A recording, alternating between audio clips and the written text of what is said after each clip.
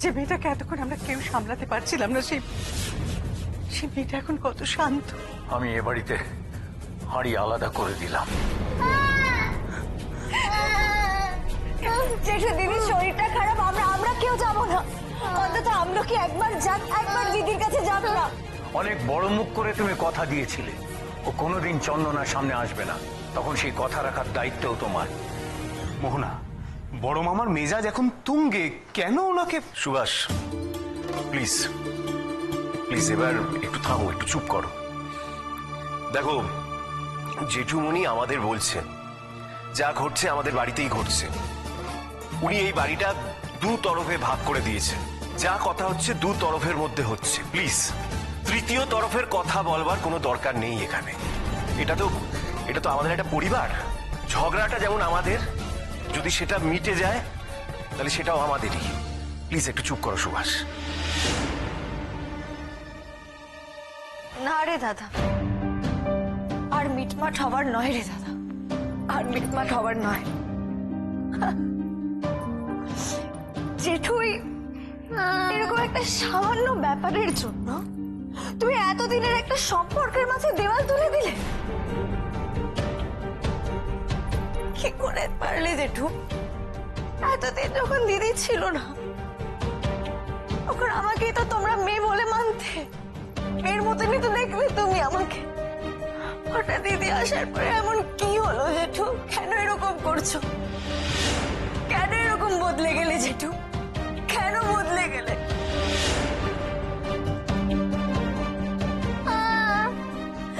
না আমলকি, না না।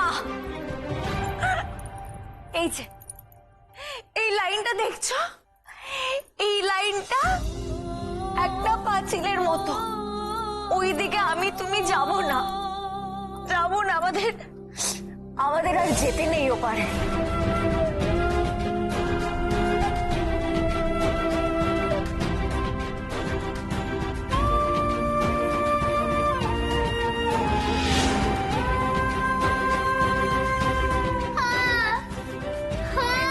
এই মেয়ের জন্য যত অশান্তি। এই চল থেকে প্লিজ ছেড়ে দাও, লিখে যাবে। ছাড়ো, না, দাদা কি বললো তার মানে বুঝতে পারিসনি? আজ আমাদের বাড়ি ছাড়া করেনি, কিন্তু কালই আমাদের বাড়ি ছাড়া করতে পারে যদি আমরা দাদার কথা না শুনি। বুঝতে পারছিস না? আর বাড়াবাড়ি করিস না, করিস না আর বাড়াবাড়ি। বাড়ি ছাড়া? জেঠু আমাদের বাড়ি ছাড়া করবে? সুভাষ, ওদের একটা কথা ভালো করে বুঝিয়ে দাও। ওই মেয়েটা যদি আরেকবার লাইনের এপারে আসে তাহলে কিন্তু ওই মেয়েটাকে এই বাড়ি থেকে বের করে দিতে আমি বাধ্য হব। আমি দাগ টেনে বাড়িটা ভাগ করেছি বটে, কিন্তু দাগের অভ্যাসটাও কিন্তু আমারই, নবকুমার গুহ ঠাকুরদার।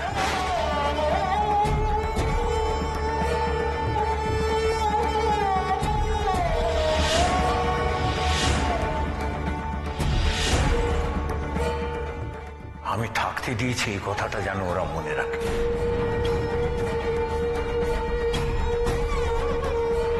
কোথায় থামতে হয় সেটাও কোথায় জানো না তুমি, না? কাদেরকে কি বলছো তুমি? ওরা তোমার আপনার লোক। আর কত কত কত অপমান করবে তুমি ওদের, কত। বেশ, তাহলে ওদের বলে দাও আমার অনুগ্রাহী হয়ে থেকে আমার কথার বিপক্ষে যেন না যায় কখনো। তা না হলে আমি আর কথা বলবো না, আমি কাজে করে দেখাবো। চুপ করুন আপনি, চুপ করুন, দয়া করে চুপ করুন এবার। আমি আপনার কাছে হাত জোর করে ক্ষমা চাইছি। না, আমার ব্যবহারের জন্য ক্ষমা চাইছি আপনার কাছে, কিন্তু ও তো একটা ছোট শিশু, নিষ্পাপ, অবোধ। ওর সঙ্গে এমনটা করবেন না, করবেন না। শ্রাবণী, ওকে ঘরে নিয়ে যা। যা।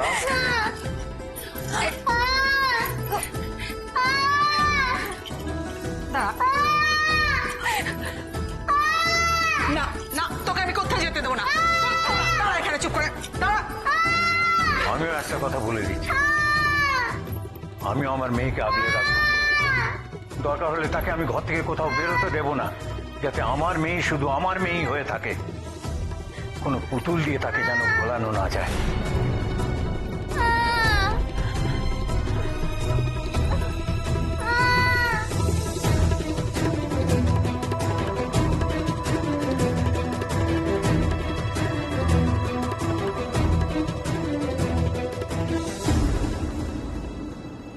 খেলা তো পুরো আমার হিসেবেই চলছে। যাই দেখি উপরে আবার কি নাটক শুরু হলো। এখন তো আমার কত কাজ, কখনো ঠেকনা দিতে হবে, কখনো আবার ধুয়ো দিতে হবে।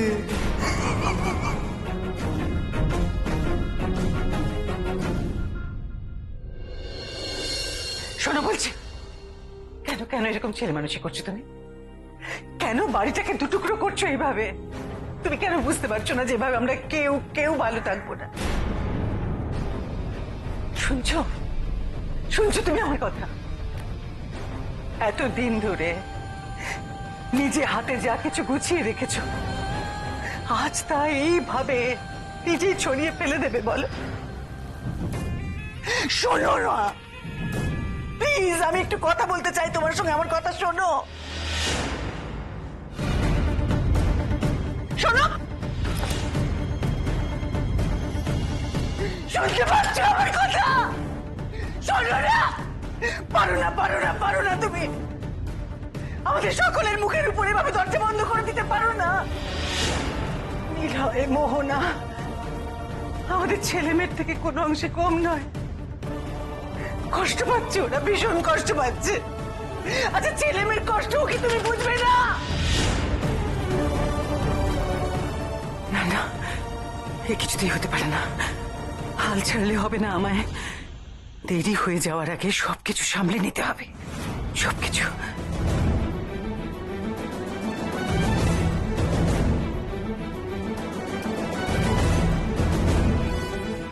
শুধুমাত্র ওকে দেখে আমার চেনা চেনা মনে হয়। বারবার কেন আমার মনে হয় যে আমার ভুলে যাওয়া জীবনের সঙ্গে ওর কোনো যোগ আছে।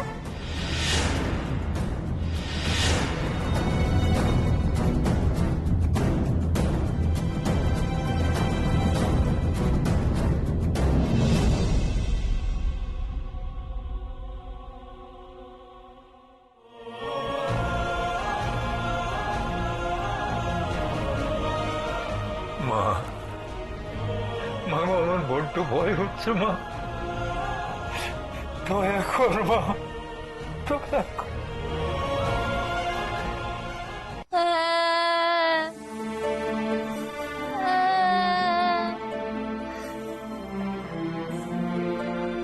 চল চল, আয় আয়, দেখি না না। আমলকি, আমলকি, ঘরে চলো। কি হয়েছে? কিছু বলবে? ও বোধহয় তোকে কিছু বলতে চায়। কি আমলকি, কি?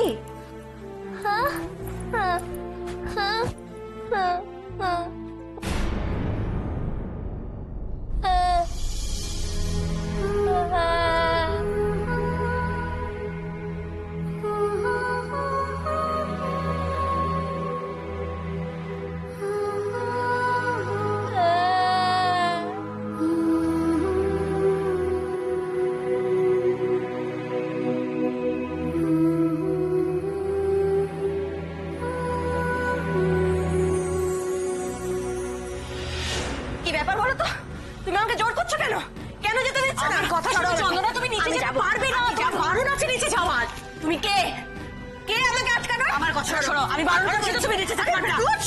আমি বারণ করছি তো তুমি নিচে যেতে পারবে না। বড় মামা বারণ করেছে, নিষেধ আছে তোমার নিচে যাওয়া। ছেড়ে দাও, ছেড়ে দাও বলছি আমাকে।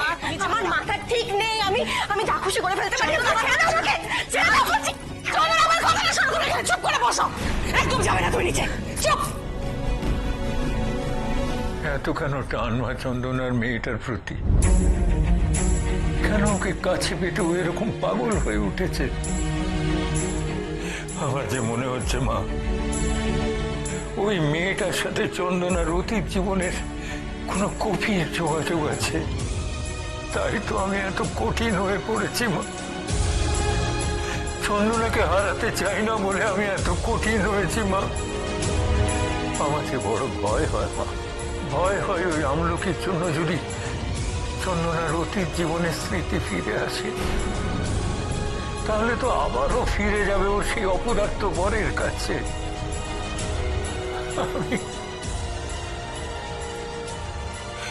আমি বুঝতে পারছি না মা, আমি বুঝতে পারছি না আমি চন্দনাকে কি করে মেয়েটার থেকে দূরে রাখবো, কি করে ওকে আটকাবো। আমি যে চন্দনাকে আর হারাতে চাই না মা। মা গো, চন্দনাকে আমার থেকে দূরে পাঠিয়ে দিস না মা। মা গো, চন্দনাকে আমার থেকে দূরে পাঠিয়ে দিস না।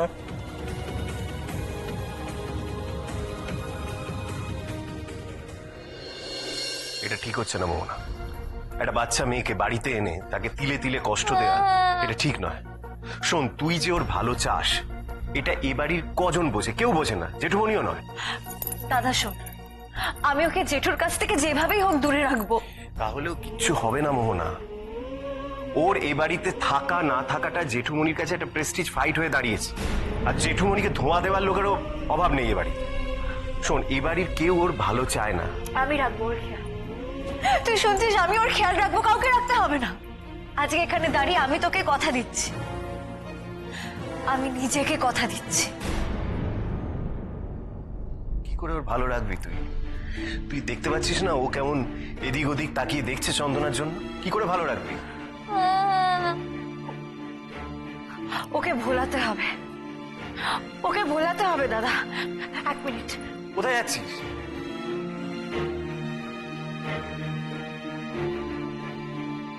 তুমি আমাকে আটকাতে পারবে না, পারবে না।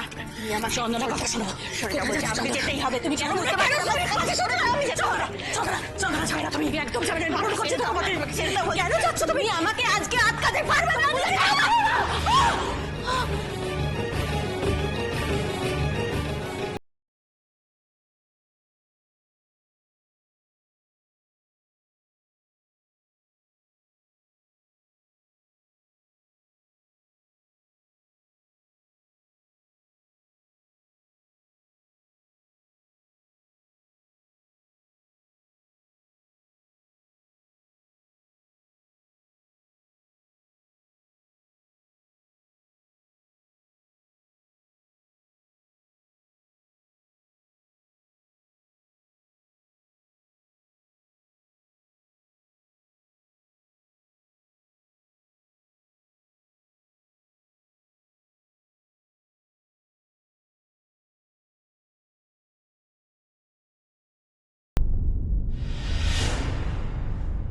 অন্ধকারের বুকের মাঝে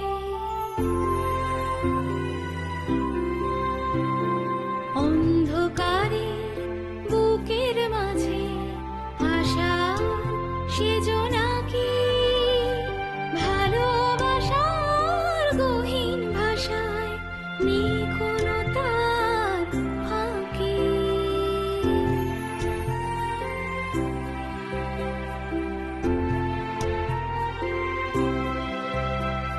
ঝড়ের সাথে যুদ্ধ করে জিতবে যে জনাকে, দুঃখ তাকে বাঁচতে শেখায় ছোট্ট সে আমলকি। ও আমলকি, আমলকি, ও আমলকি। আমি খাবো না। খা না চন্দনা। হ্যাঁ দিদি, খা না, ও খুশি হবে।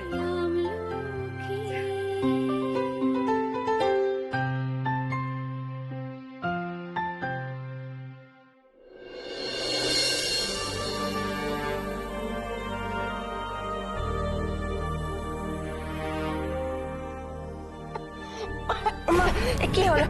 জল, এটা জল এনে দাও না ওকে। আমি আনছি। কি হলো? এই নে, এই নে জলটা নে।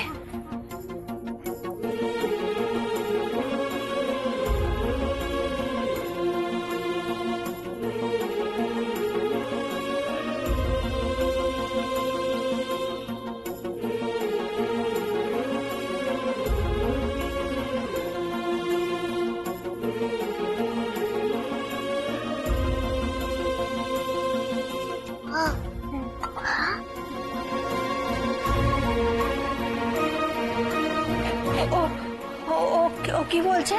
তোকে মাথায় ফু দিয়ে দিতে বলছে।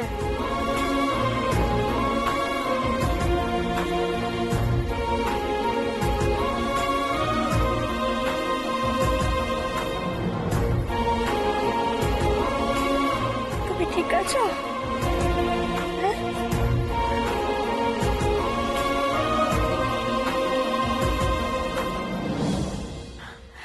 দেখ দাদা, দিদি কেমন আমলকিকে আদর করছে। ঠিক মনে হচ্ছে না যেন দিদির নিজের মেয়েও। জানি না রে মোহনা, আমলকি যেন চন্দনার কাছে খেলার পুতুল। জেঠুরা দূর দূর করছে আর চন্দনা এসে ওকে বুকে টেনে নিচ্ছে। হয়তো কোনোদিন ও দূর দূর করবে। মোহনা, আমলকিকে সরিয়ে নে, নইলে ওকে আবার কাঁদতে হবে। আর কত কাঁদবে মেয়েটা? দাদা, দাদা, চন্দনা, চন্দনা, খাওয়ানো হয়েছে? এবার তাহলে চলো, এসো ওপরে যাবে।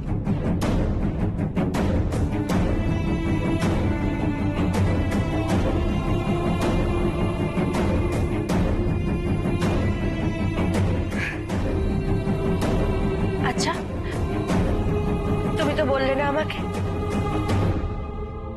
তুমি কে?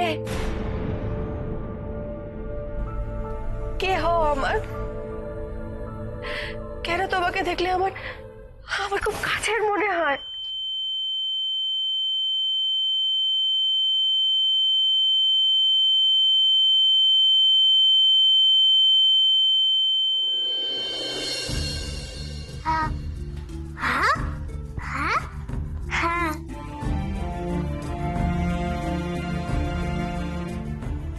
কি?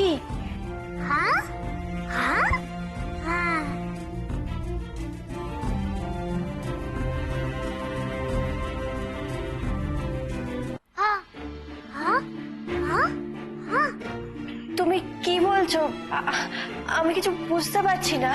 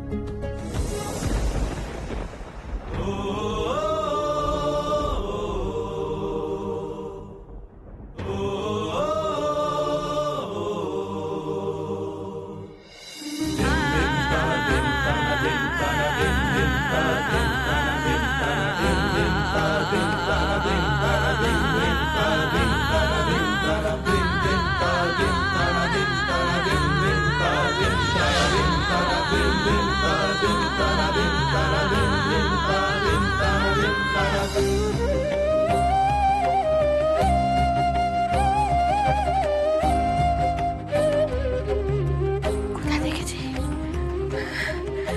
এই নাচ? আমি কোথায় দেখেছি?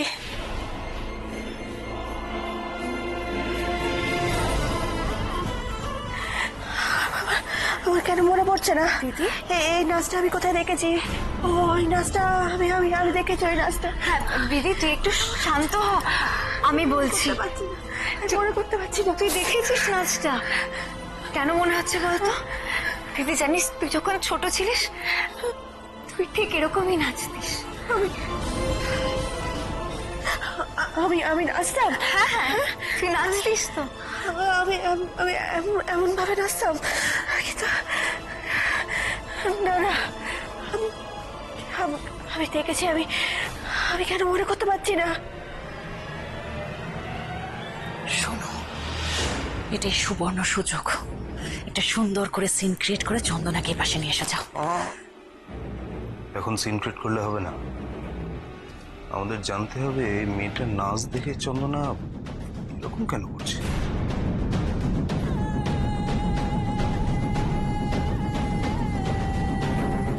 সাবু, কোথাও একটা গন্ডগোল হচ্ছে। মেয়েটার সাথে ওর কিসের এত টান? কেন মনে হচ্ছে না? আমি কোথায়, আমি এই নাচ কোথায় দেখেছি? আমি আমি দেখ দিদি!